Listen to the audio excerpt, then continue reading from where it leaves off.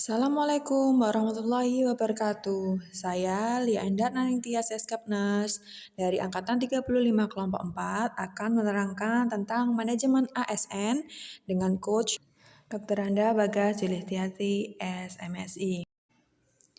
Birokrasi di Indonesia saat ini justru menjadi hambatan dalam pembangunan karena angka korupsi di Indonesia sangat tinggi, sedangkan kinerja pelayanan birokrasi sangat rendah. Sedangkan kita sebagai ASN dituntut untuk efisien, berkualitas, transparan, serta akuntabel. Menurut Undang-Undang Nomor 5 Tahun 2014 tentang ASN, kita diwajibkan memiliki integritas yang tinggi, bersikap profesional, netral, bebas dari intervensi politik, bebas KKN, dan memberikan pelayanan yang berkualitas. ASN sendiri memiliki kewajiban, di antaranya setia dan taat pada Pancasila, Undang-Undang 1945, NKRI, dan pemerintahan yang sah.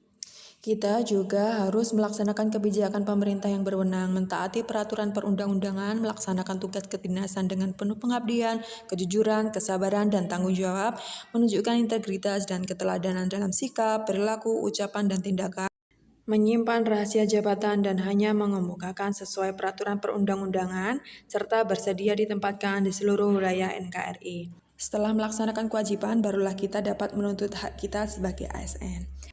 Kedudukan ASN sendiri terdiri dari pegawai negeri sipil atau PNS, serta pegawai pemerintah dengan perjanjian kerja atau P3K. ASN sendiri memiliki fungsi, tugas, dan peranan dia sebagai ASN. Fungsi ASN ada 3, yaitu sebagai pelaksana kebijakan publik, pelayan publik, perekat, dan pemersatu bangsa. Sedangkan tugasnya adalah melaksanakan kebijakan sesuai peraturan perundang-undangan, memberikan pelayanan profesional dan berkualitas, mempererat persatuan dan kesatuan, dan perannya adalah sebagai perencana, pelaksana, serta pengawas. Dalam melaksanakan tugasnya, ASN memiliki kode etik dan kode perilaku berupa bersikap jujur, cermat, dan disiplin, sikap hormat, melaksanakan tugas sejauh tidak bertentangan dengan peraturan perundang-undangan, menjaga kerahasiaan, menggunakan kekayaan negara secara bertanggung jawab, menjaga agar tidak terjadi konflik, memberikan informasi secara benar, tidak menyalahgunakan informasi, serta memegang teguh nilai dasar sebagai ASN, dan yang terakhir adalah melaksanakan ketentuan peraturan perundang-undangan.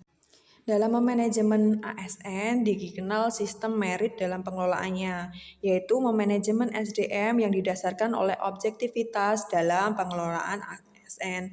Jadi dalam mengelola ASN hanya berdasarkan kualifikasi, kompetensi, dan kinerja, sehingga penggajian, promosi, mutasi, pengembangan kompetensi, serta keputusan lain itu hanya didasarkan pada penilaian kerja, uji kompetensi, pertimbangan kualifikasi, dan tidak berdasarkan kedekatan maupun rasa kasihan.